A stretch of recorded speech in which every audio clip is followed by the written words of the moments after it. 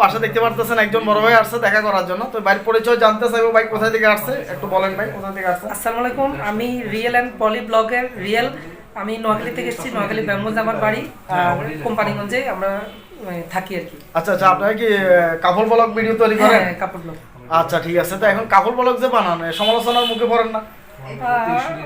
ওই ধরনের শুরু হয় না, তবে আত্মীয় স্বজন বা পাড়া প্রতিবেশীরা একটু অনেকেই তো বাঁকা চোখে তাকায়, অনেকে আবার গালাগালি করে, অনেকে কষ্টের সম্মুখীন করে, কারণ কারণে পরিচিত কাউকে মানে পেজে রাখতে চাই না আর কি। আচ্ছা আচ্ছা, বাইরের উপরে যে ফেসটা রয়েছে, ফেসটা হচ্ছে রিয়েল অ্যান্ড পলি।